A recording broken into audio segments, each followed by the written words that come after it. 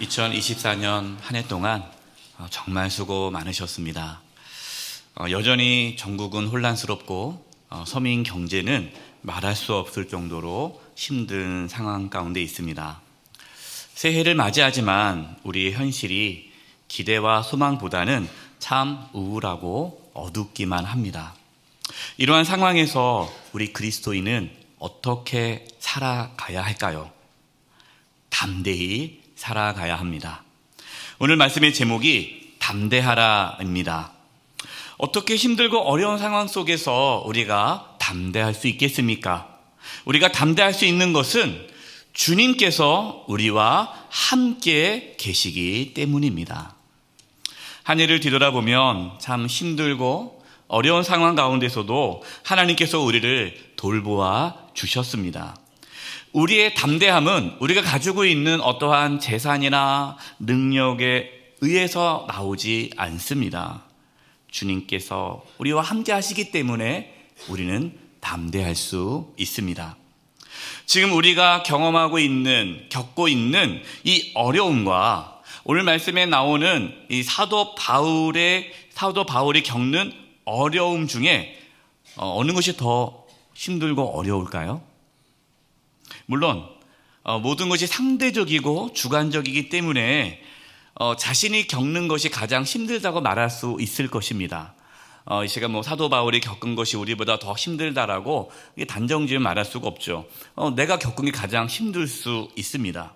그러나 객관적으로 바라볼 때에 우리가 사도행전 말씀을 지금 나누고 있는데 초대교회의 성도들보다는 그래도 우리가 편하게 신앙생활을 하고 있다는 것이죠. 오늘 말씀을 통해서 또한 예배를 통해서 하나님이 우리 곁에 계심을 경험함으로 사도 바울이 담대하게 살아갔던 것처럼 우리에게도 담대함의 은혜가 있기를 간절히 기도드립니다.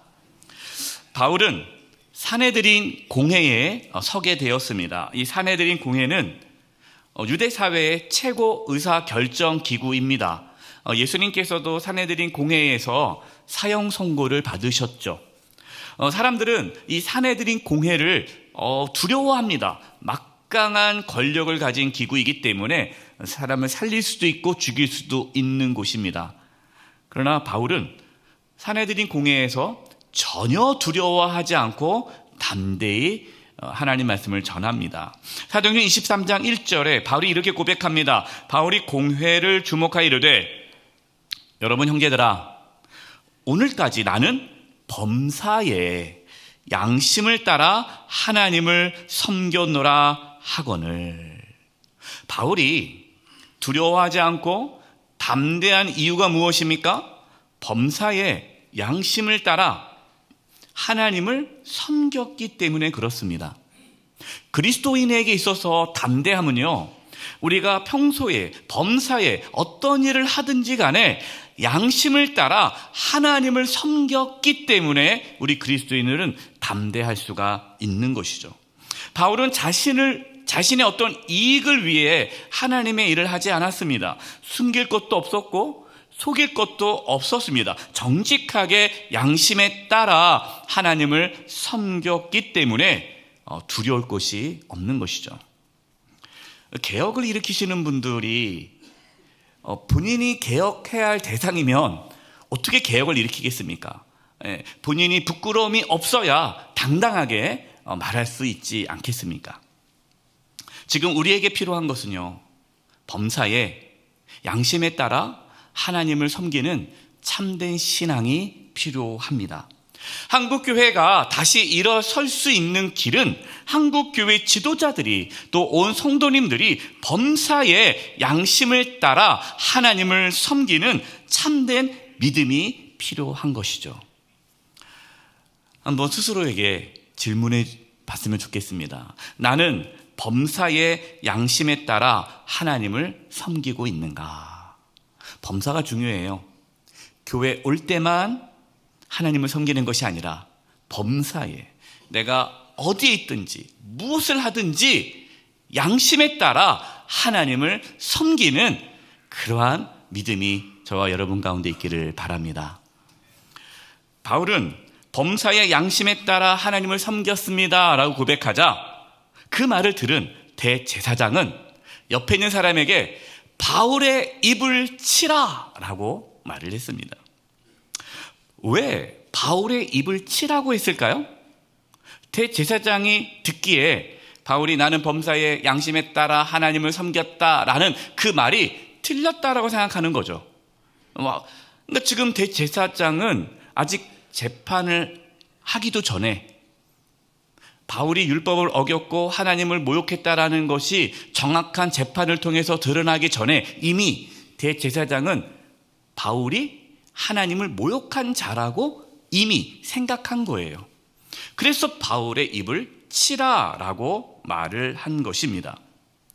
바울은 자신의 입을 때리라고 한 대제사장을 책망하였습니다. 사도행전 23장 3절입니다. 바울이 이르되 회칠한 담이여 하나님이 너를 치시리로다. 내가 나를 율법대로 심판한다고 앉아서 율법을 어기고 나를 치라 하느냐 하니. 바울이 세게 나갔죠. 입을 치라 했더니 하나님이 너를 칠 거다 이렇게 하는 거예요. 바울의 책망은 마치 예수님께서 종교 지도자들을 책망했던 모습과 비슷합니다.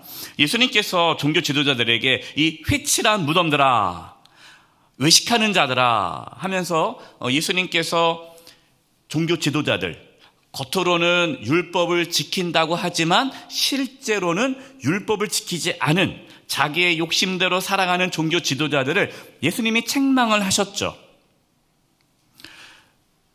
지금 대제사장은 바울이 율법을 어겼다라고 지금 책망을 하는데 정작 대제사장이 율법을 어기고 있는 거예요. 율법에 의하면 어떤 사람이 죄를 지었습니다. 그러면 그 사람이 죄가 확실하게 죄를 지었다는 것이 재판을 통해서 드러나야 돼요. 그래서 재판을 통해서 이 사람이 죄인이라는 것이 판명난 후에 그 사람을 처벌을 해야 됩니다. 그게 율법이에요. 근데 대제사장은 아직 재판도 하기도 전에 바울을 마치 죄인처럼 취급하고 바울의 입을 치라라고 말하는 것은 대제사장이 율법을 어기고 있는 것이죠. 이 얼마나 모순적인 모습입니까? 그런데 우리 안에 이러한 모순적인 모습이 있을 수 있다라는 거예요. 세상 사람들이 바라봤을 때 한국 교회를 어떻게 바라볼까요? 교회가 예수님의 사랑을 이야기합니다. 복음을 전합니다. 그런데 성도들이 서로 사랑하지 않고 싸우고 용납하지 않는 모습을 본다면 세상 사람들이 보기에는 그 모습이 어떨 것 같습니까? 너무 우습잖아요. 말과 행동이 다르지 않습니까? 그러면 세상 사람들은 교회를 보고 뭐라고 말을 할까요? 너나 잘하세요 라고 하겠죠. 너나 잘하세요. 말씀을 준비하면서 지난 2000년 유럽의 역사를 통해서 나타난 전쟁을 생각해 보게 되었습니다. 물론 제가 유럽의 역사를 잘 모릅니다. 그러나 유럽의 2000년 역사 중에서 많은 전쟁이 있었는데 그 중에 가장 잔인하고 많은 사람이 죽은 전쟁이 대표적인 전쟁이 두 개가 있어요. 하나는 1095년부터 약 200년 동안 있었던 십자군 전쟁입니다. 십자군 전쟁. 200년 동안.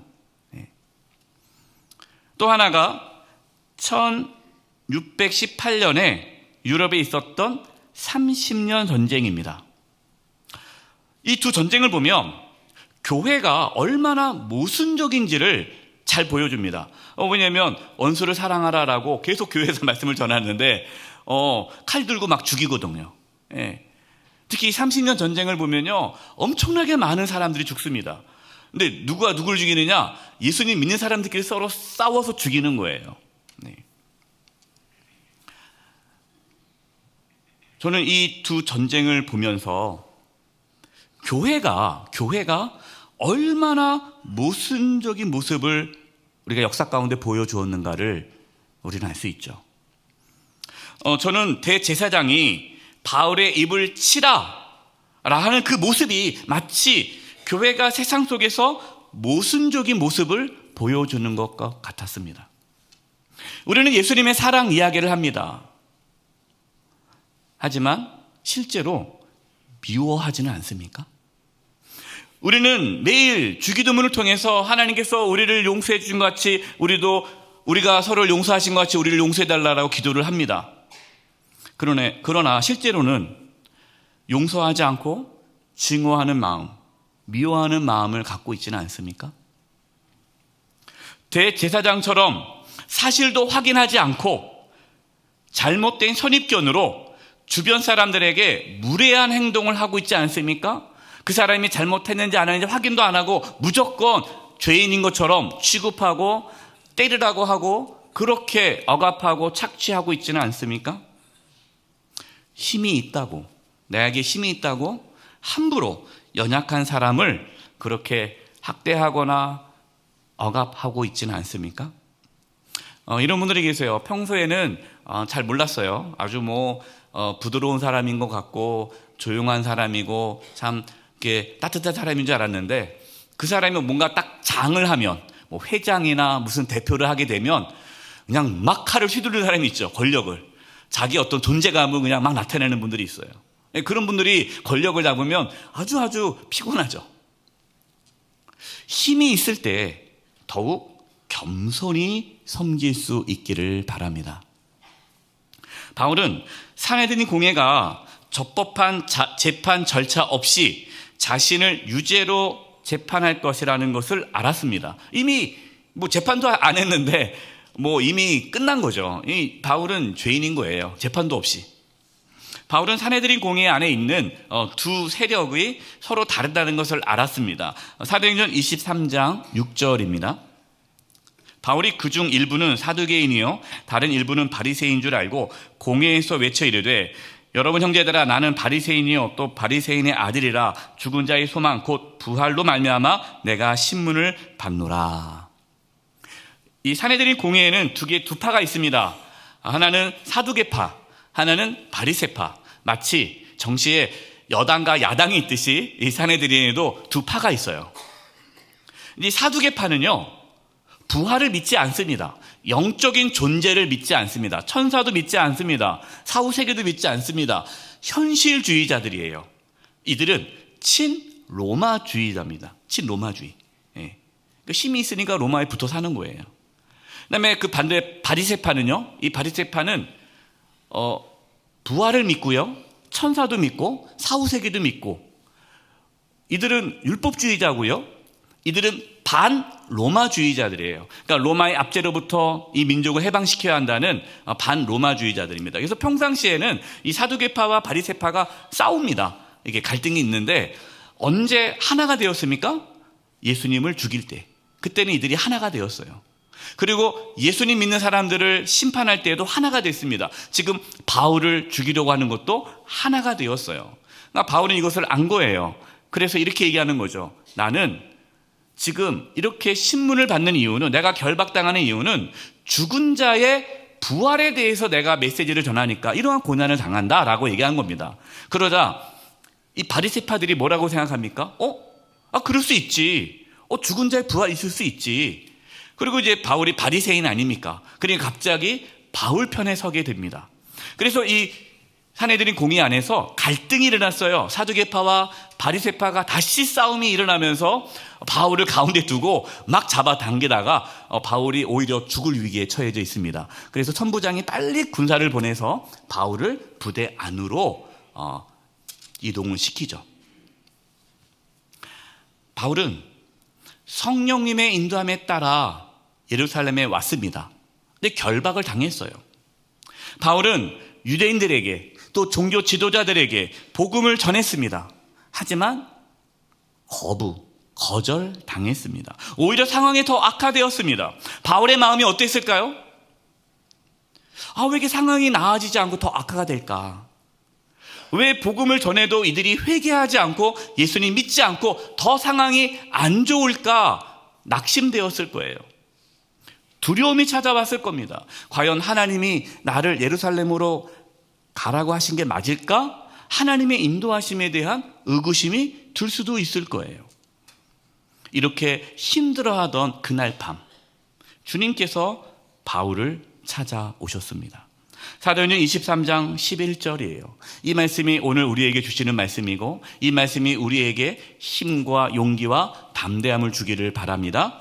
우리 사도행전 23장 11절 말씀을 같이 읽겠습니다. 시작. 그날 밤에 주께서 바울 곁에 서서 이르시되 담대하라. 내가 예루살렘에서 나의 일을 증언한 것 같이 로마에서도 증언하여야 하리라 하시니라. 주께서 바울 곁에 서서 이르되. 저는 이 말씀이 마음에 와닿았어요. 그래서 바울 대신 제 이름을 넣어봤습니다. 주께서 태수 곁에 서서 이르시되. 여러분 본인이 한번 이름을 넣어서 한번 읽어볼까요? 이 부분만 본인의 이름을 넣어서 주님께서 자기 이름을 들고 곁에 서서 이르시되 한번 읽어보겠습니다. 시작. 주님께서 태수 곁에 서서 이르시되. 위로가 되십니까? 예. 주님께서는 우리 곁에 계십니다. 우리 곁에 서서 말씀하십니다. 우리가 가장 힘들고 두렵고 불안해할 때에 주님이 우리 곁에 계심을 경험할 수 있기를 바랍니다. 주님이 바울 곁에 서서 뭐라고 말씀하십니까? 담대하라 라는 거. 담대하라. 주님께서 이 시간 우리에게 말씀하십니다. 뭐라고 말씀하십니까? 담대하라. 담대하십시오. 주님께서 왜 담대하라고 말씀하실까요? 예루살렘에서 복음을 증언한 것 같이 로마에 가서도 복음을 증언해야 된다. 그렇기 때문에 담대하라라는 것입니다. 이게 어떤 의미일까요? 바울은 자신이 예루살렘에서 복음을 증언한 일이 실패한 것처럼 느껴졌습니다. 왜냐하면 아무런 열매를 맺지 못했잖아요. 복음을 전할 때 유대인 중에 또 종교 지도자 중에 단 한 사람도 회개하고 돌아왔다는 얘기가 없어요. 다 예수를 믿지 않았습니다. 오히려 바울을 죽이려고 합니다. 교회에 대한 박해가 더 심해졌습니다. 그런데 주님께서는 바울이 예루살렘에서 복음을 증언한 것이 실패한 것이다라고 말씀하지 않으십니다. 예루살렘에서 복음을 증언한 것 같이 똑같이 내가 로마에서도 복음을 증언해야 한다. 저는 이 말씀을 묵상하면서 많은 위로와 힘을 얻게 되었습니다. 우리는 일반적으로 세상의 가치 기준으로 모든 것을 평가하려는 경향이 있어요. 세상의 가치 기준은 뭡니까? 세상은 뭘 가치 있게 봅니까? 눈으로 보이는 수치입니다. 회사도 그러잖아요. 이제 연말 되면 직원들이 힘들죠. 다 실적을 다 수치화하는 거예요. 수치화 쫙 해가지고 실적이 좋은 직원은 보너스, 실적이 안 좋은 직원은 경고, 그 다음에 또 실적이 안 좋으면 나가라, 이렇게 하는 거잖아요. 그러니까 세상의 모든 기준, 가치 기준은 눈에 보이는 수치입니다. 눈에 보이는 열매가 있어야 성공했다라고 보는 것이죠. 성도 여러분 어떻습니까? 눈에 보이는 결과가 있고 열매가 있어야 힘이 나고 보람이 있지 않습니까? 사실이에요. 물론 여러분 결과와 열매가 중요하지 않다, 필요 없다라는 뜻은 아닙니다. 그러나 분명한 것은 열매는 하나님이 맺는다라는 거예요. 우리는 열매를 맺는 그 여러 과정 중에 한 부분을 감당할 수 있다라는 거예요. 고린도전서 3장 6절에서 8절입니다. 나는 심었고 아볼로는 물을 주었으되 오직 하나님께서 자라나게 하셨나니 그런즉 심는 이나 물 주는 이는 아무것도 아니로되 오직 자라게 하시는 이는 하나님뿐이니라. 심는 이와 물 주는 이는 한 가지이나 각각 자기가 일한 대로 자기의 상을 받으리라. 바울은 고린도 교회가 세워지는 데 있어서 복음의 씨앗을 심었습니다. 물을 주는 것은 그 다음 목회자인 아볼로였습니다. 그러나 고린도 교회를 자라게 하시고 열매 맺게 하시는 분은 하나님이십니다. 각자의 사명이 다르죠. 하지만 모두의 사명은 소중하고 귀하고 아름다운 것입니다. 우리나라의 초창기 조선 땅에 선교사님 들어왔을 때요, 20대 초반 선교사님들이 참 많이 들어오셨어요. 아주 젊은 나이에 선교사님들이 오셨습니다. 근데 그 선교사님들을 보면요, 대부분의 선교사님들이 오셔가지고 단 한 명도 전도하지 못하고 몇 개월 만에 풍토병에 걸려 돌아가신 분들이 참 많이 계셨어요. 그렇다면 단 한 명도 전도하지 못하고 돌아가신 그 선교사님들의 선교 사역은 실패한 겁니까? 아니죠. 주님은 그 선교사님들에게 분명히 말씀해 주셨을 거예요. 담대하라. 담대하라. 선교사님뿐만 아닙니다. 우리의 삶이 세상의 어떠한 기준으로 보았을 때는 실패한 것처럼 보일 수 있습니다. 올해 이룬 것도 별로 없고 열매를 맺지 못한 것처럼 느껴져서 후회스럽고 낙심될 수 있습니다. 그러나 주님께서 우리 곁에서 말씀하십니다. 담대하라. 담대하라. 힘들고 어려운 상황에서도 주님과 함께 살아가려는 그 삶이 하나님 보시기에 성공한 삶이요, 가치 있는 삶이다라고 말씀해 주십니다. 여전히 몸이 아플 수 있습니다. 여전히 경제적으로 어려울 수 있습니다. 올 한 해 내가 원했던 모든 것들이 이루어지지 않을 수도 있습니다. 내가 주님을 위해 많은 일을 하지 못할 수도 있습니다. 내가 주님을 위해서 어떤 일을 해도 그것이 어떠한 열매가 없을 수 있습니다. 그러나 그것은 실패한 것이 아닙니다. 주님을 사랑하고 주님과 함께 살아가기 위해 기도하고 예배하고 말씀을 붙잡고 애썼던 그 모든 삶을 하나님은 귀하게, 그것을 성공한 삶이라고 말씀하십니다. 주님께서 우리 곁에 서서 말씀하십니다. 담대하라. 잘하고 있다. 계속해서 나와 함께 복음을 전하라. 열매가 없어도 잘하고 있다. 바울이 얼마나 위로와 힘을 얻었겠습니까? 자, 이렇게 담대하라. 내가 함께한다. 이 말씀을 들은 바울이 얼마나 힘이 났겠어요. 그러면 그 다음 날부터는 어떻게 돼야 됩니까? 뭔가 열매가 나타나야 되잖아요. 좋은 결과가 나와야 되잖아요. 근데 그 다음 날 어떤 일이 일어났죠? 사도행전 23장 12절 13절입니다. 날이 새매 유대인들이 당을 지어 맹세하되 바울을 죽이기 전에는 먹지도 아니하고 마시지도 아니하겠다 하고 이같이 동맹한 자가 40여 명이더라. 그 전날 밤에 담대하라 주님께서 말씀하셨는데, 그 다음날 바울을 바울이 죽이기 전에는 먹지도 않고 마시지도 않겠다는 사람이 40명이나 됐다는 거예요. 혹시 성도 여러분 중에 여러분 죽이기 위해서 먹지도 않고 마시지도 않은 사람 한 명이라도 있습니까? 아마 한 명만 있어도 잠을 못 잘 거예요. 두려워가지고. 네. 근데 40명이나 된다요. 40명이나. 주님이 함께 하신다라고 말씀하셨어요. 주님이 함께함을 경험했습니다. 그러나 현실은 뭡니까? 자기를 죽이기까지는 먹지도 않고 마시지 않겠다는 사람이 40명이나 늘어났어요. 그러나 바울은 그 위협이 전혀 두렵지 않습니다. 담대할 수 있습니다. 왜요? 주님이 내 곁에 계시니까.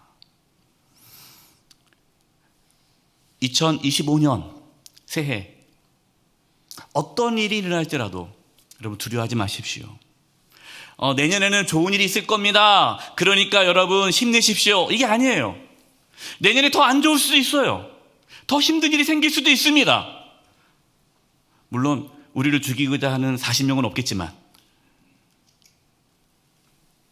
그러나 주님께서 우리 곁에 계셔서 우리를 지켜주시고 보호해 주십니다. 하나님은 바울을 죽이려는 40명이 바울을 해하지 못하도록 그들의 계획을 무산시킵니다. 바울을 죽이려는 그 계획이 드러나게 되었습니다.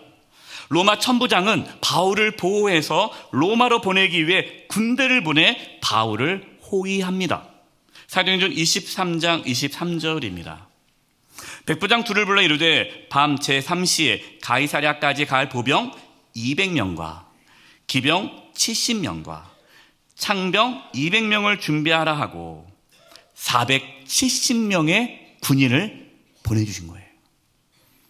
40명이 죽이려고 하는데 그 10배 이상 되는 군인을 하나님께서 붙여주신 겁니다. 여러분 놀랍지 않습니까? 하나님은 생각지도 못한 방법으로 바울을 지켜주셨어요. 로마로 안전하게 갈 수 있게 해주셨습니다. 이처럼 하나님은 생각지도 않은 방법으로 저와 여러분을 지켜주시고 돌보아 주십니다. 2024년 한 해 동안 하나님께서 우리 곁에 지켜주셨듯이 새해에도 하나님께서 우리 곁에 서서 우리를 지켜주실 것입니다.